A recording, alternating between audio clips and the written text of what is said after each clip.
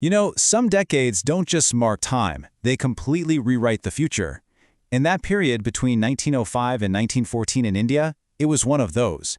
It was a time when the country's destiny was drawn and redrawn, not with ink, but with fire. It all started with a single spark of protest that brought millions together, but it also created deep fractures that cracked the very foundation of the nationalist movement. It's kind of wild when you think about it, isn't it? How can one single administrative decision, just a line drawn on a map, do two completely opposite things at once?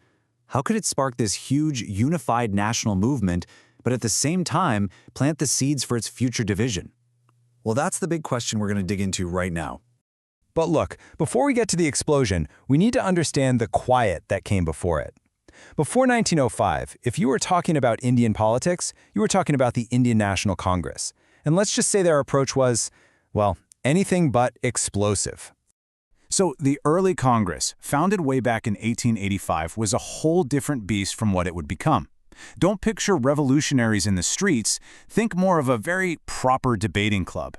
Its leaders were educated, well-spoken men who believed in a slow and steady approach. They weren't trying to overthrow the British Empire, they were trying to work within it. Their weapons of choice? Petitions, appeals, and very well-written letters, all aimed at politely persuading the British to give Indians a bigger seat at the table. Well, that whole era of playing nice and asking politely, it was about to come to a very sudden and very dramatic end. A single spark was about to set the whole thing ablaze. And that spark was the partition of Bengal. So the year is 1905, and the British Viceroy, a man named Lord Curzon, who wasn't exactly known for his humility, makes an announcement that will literally change Indian history forever. He decides he's just going to redraw the map of Bengal. Simple as that. Or so he thought.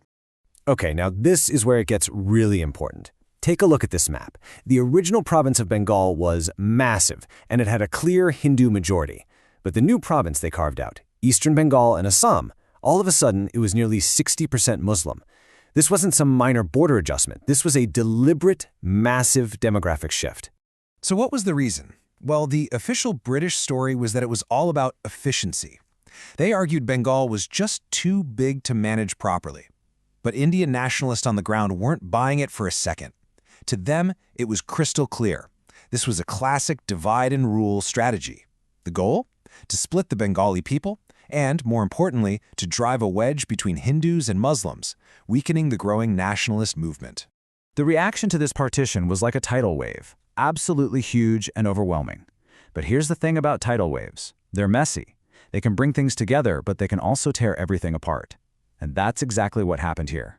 The first and most immediate reaction was the Swadeshi movement. I mean, just picture it. Massive bonfires of foreign-made cloth lighting up the night sky, students protesting outside shops selling British goods. There was this incredible new surge of pride in anything and everything made in India. This was way more than just an economic boycott. It was a powerful statement about national identity and self-reliance. But at the very same time that the Swadeshi fires were burning, another political movement was taking shape. In 1906, just 1 year after the partition, the All India Muslim League was formed. Now, its leaders were concerned. They were worried that in this new, supercharged nationalist movement, the interests of the Muslim minority would get drowned out. So, the Muslim League was created to be a specific voice for those concerns, a platform to make sure Muslim rights were protected. This political earthquake didn't just shake the foundations of British rule, it sent huge cracks right through the Indian National Congress itself. The very organization that was supposed to be leading the charge for freedom was about to be torn apart from the inside. So inside the Congress, you basically had two factions emerge with totally different ideas about how to move forward. On one side, you had the moderates, the old guard, who were still saying, let's be patient, let's keep writing letters. On the other side were the extremists, a new, younger generation who were fired up by the Swadeshi movement. They were tired of waiting. They wanted direct action, mass protests, and they wanted Swaraj, complete self-rule, and they wanted it now.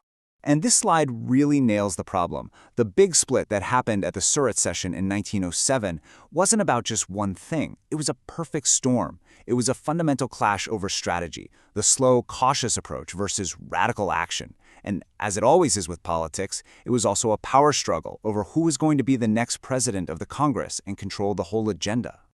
And you can just feel the chaos in this image from that session. This was not a polite disagreement. It was a bitter, messy showdown. The split that happened that day was a disaster for the nationalist cause.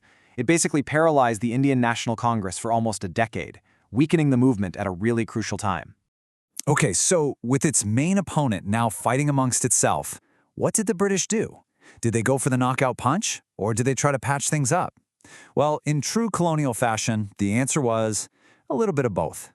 In 1909, the British rolled out their big response, the Morley-Minto reforms. As you can see here, the official goal was to win back the moderates. They tried to appease them with a few concessions, like adding more Indians to legislative councils. It was a classic move, offer a small carrot to try and cool things down and isolate the more radical extremists. But, and this is a huge but, buried inside these reforms was a political time bomb. It was a concept called separate electorates for Muslims. So what does that actually mean? It meant that for some government seats, only Muslims could vote, and they could only vote for Muslim candidates. It completely separated voters based on their religion, institutionalizing division right into the political system. And that is the great paradox here. On one hand, the reforms were meant to calm people down and bring the moderates back on board.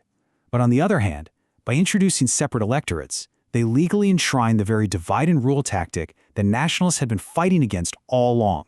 It was a decision that would have absolutely devastating consequences down the line.